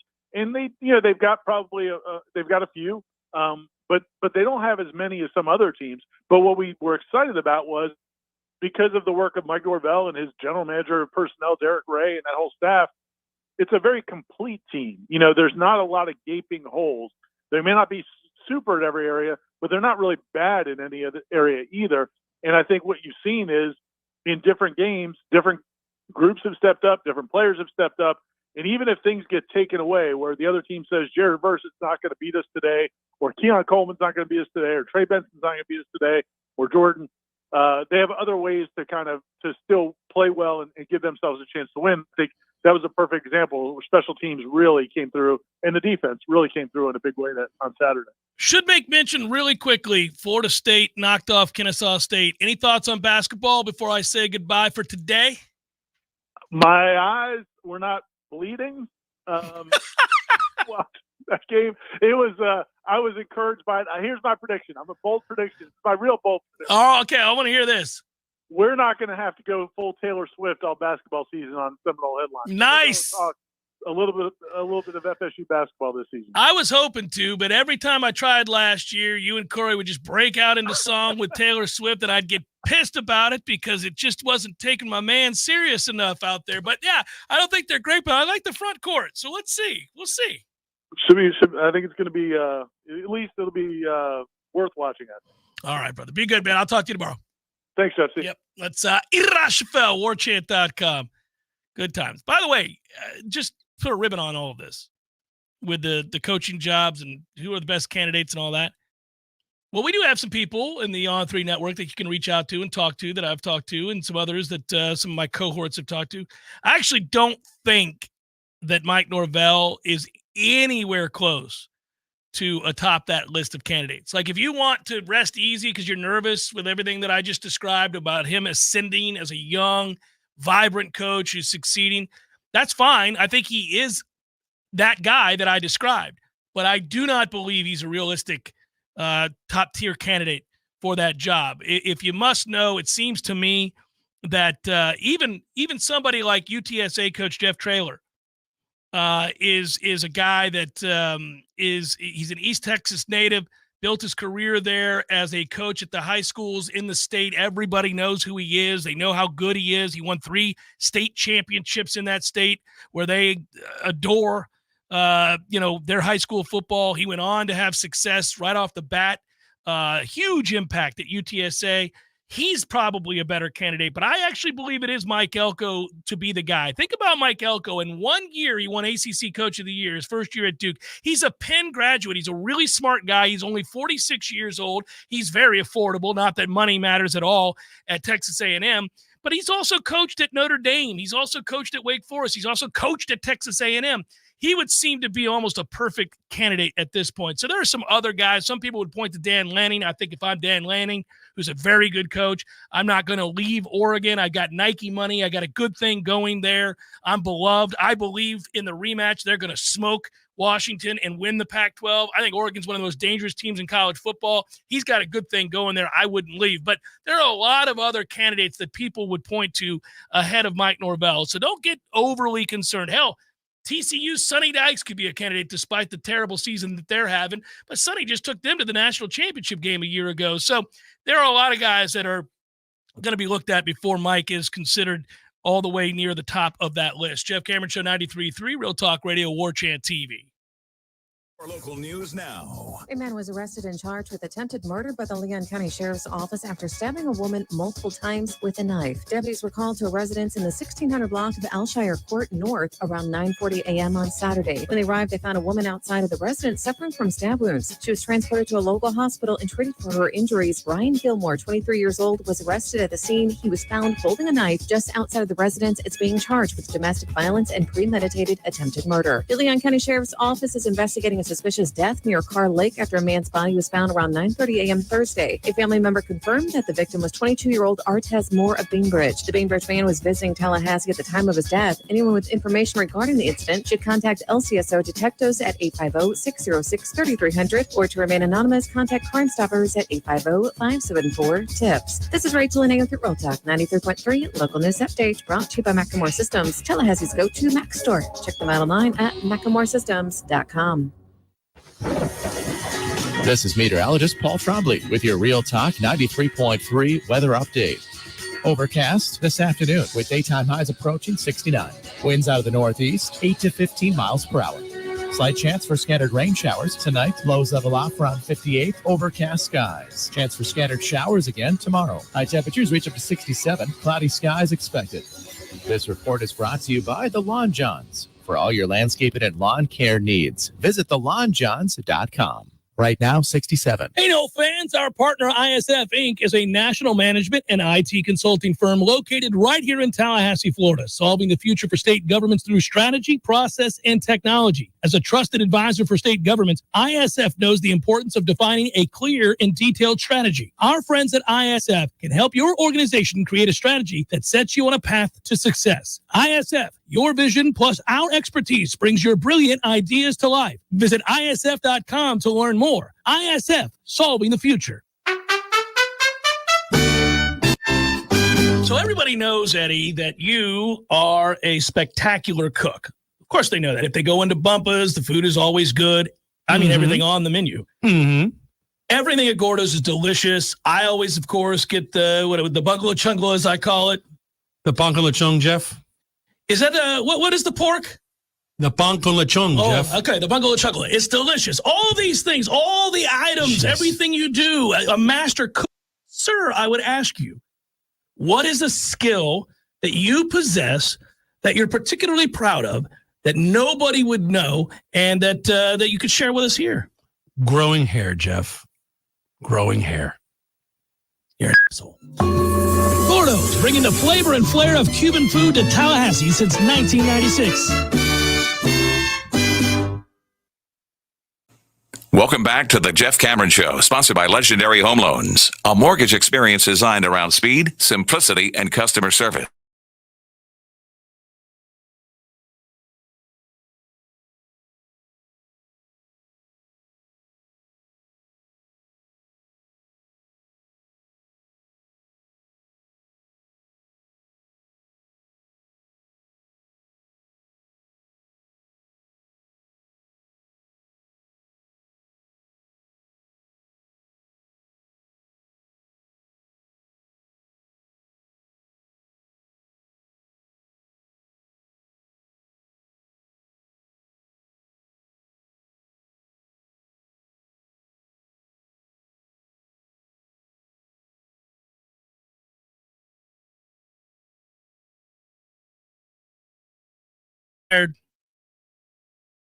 He's been struggling a little bit.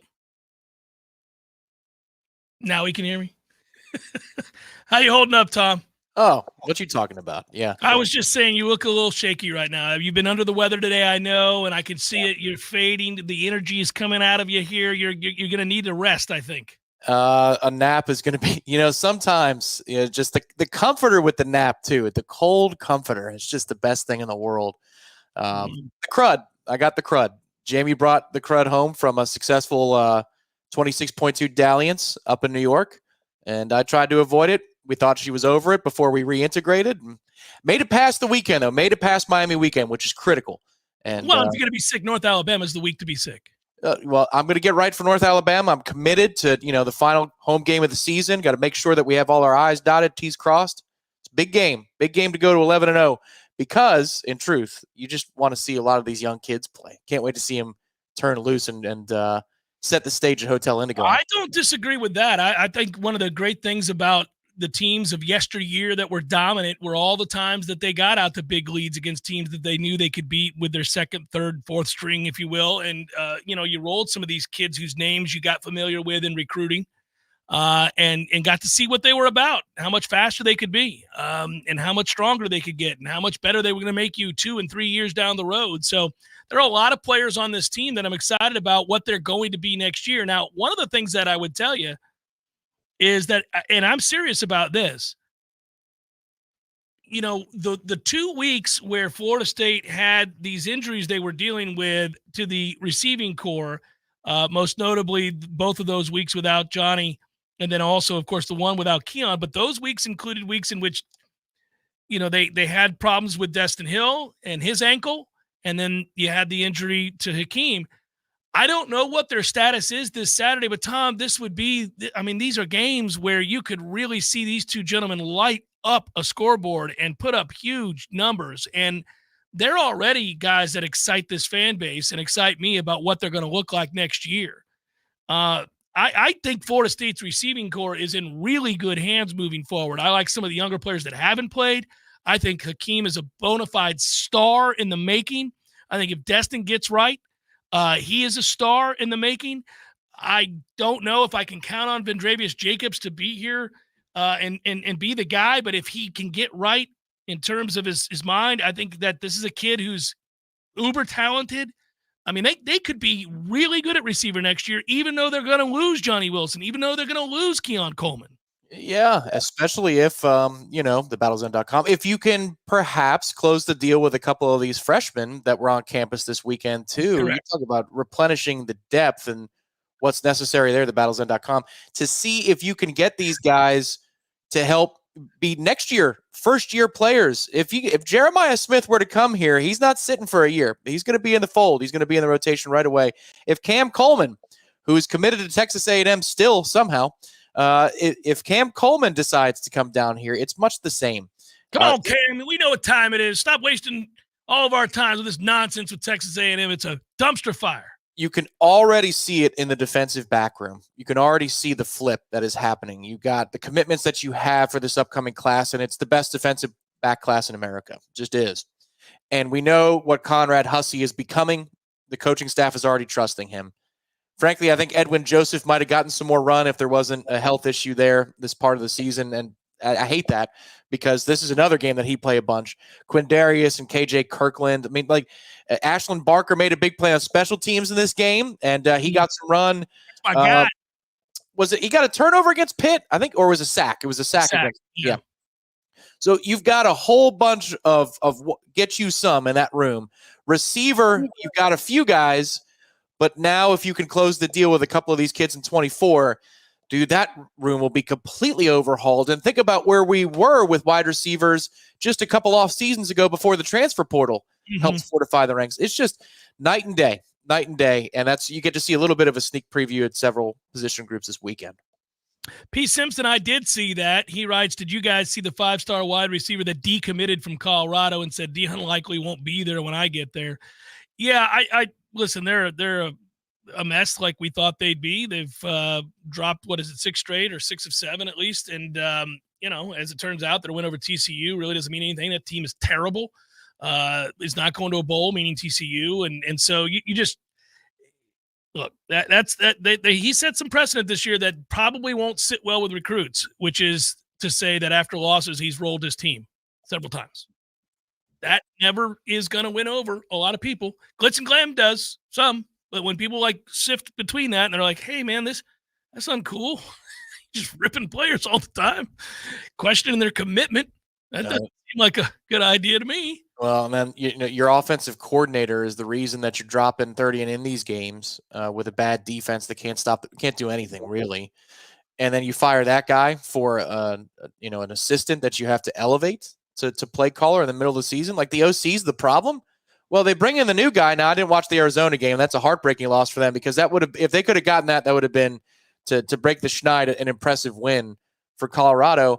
But the first game for the new coordinator, they didn't leave anybody else in to protect their quarterback, who would do better by leaving Colorado and leaving his father, because then he actually would have a chance to move forward in his career and not lose his life at the age of 23, 24 years old. Yeah, that offensive line's terrible. That the one thing I've learned about the Sanders family this year in Colorado is that quarterback, while he might poke your eye out, is as tough as nails. He takes more hits than anybody has a right to. It's ridiculous, and he continues to play through it. Yeah, and he's developed a lot from his time early in college where he is now as a passer. He's gotten very good. So, if he could be protected, it might be something. But alas, what a shame. Just like if they could have beaten Arizona, but they did not. So there it is. Speaking of which, old Jed Fish there is kicking ass. That team is 7-3. How about that? Well, Arizona was like the pits of the world 2 years ago. So he, too, is ascending the coaching ladder and doing a good job. At the end of the day, back to Florida State, I do think, all jokes aside, and Mike talked about getting better every week and making sure that your players are moving forward and getting reps. Yeah, I think he's going to play every player he has. I mean, remember that game earlier this year, the Southern Miss game? We had walk-ons out there. We had people you had never heard of out there. That's what's going to happen. That's what will happen in this game. Mike said it was close to 100 kids that played because it was beyond just the Scallies. So he said it was a record that they had set for the amount of players in a game that he had ever coached. He'd never gotten that many dudes on the field. Yeah, that has to be. And that is something that we'll get to as we get towards the pregame show and later in the week. But there are a lot of kids who are seniors that you've never heard of, but this team has. And in practice every day, those kids are important. And you get a chance on a senior night, 6:30 kick. It's going to be live on the CW. That you can have these kids walk out of the tunnel and not only wear the jersey that they don't often get to wear, they're not a part of the travel team, they can go play. They can go play for Florida State, and they have been here. If you're a senior walk-on at Florida State, 5th or 6th year, whatever it is, and you've been here as a walk-on through all of this stuff, man, you got to get out of your seat at Doak Campbell when they walk through and get the roses and take the photos with their parents this Saturday. That's the kind of thing I'm excited for, is those kids get a chance to be celebrated because they've seen a lot of crap and they're rewarded for working hard behind the scenes without a scholarship. I've said many times, football practice is very hard. It is a sport where you sacrifice a ton, your free time being chief amongst them, and then also, to the shots you take as a scout team member or as somebody that has to be on the wrong side of a rep against a first and second teamer when you're not of that ability, but you love the game and you love Florida State and you've always wanted to don the uniform. It's amazing. You're right. The commitment that one has to show day in and day out over a long period of time to be willing to take that beating and do those things and make those other players whom we do know better because of the reps they get with you, because of your willingness to do that. You're absolutely right. And I think most fans appreciate that. It's well said, Tom. Standing O for all of those involved. All right. Go get your nap, Tom. Good work out of you, director. Thank you, Ira. Thanks to all of you. Be well. Have a great evening. We'll talk to you tomorrow. Seminole headlines, all that good stuff. Peace.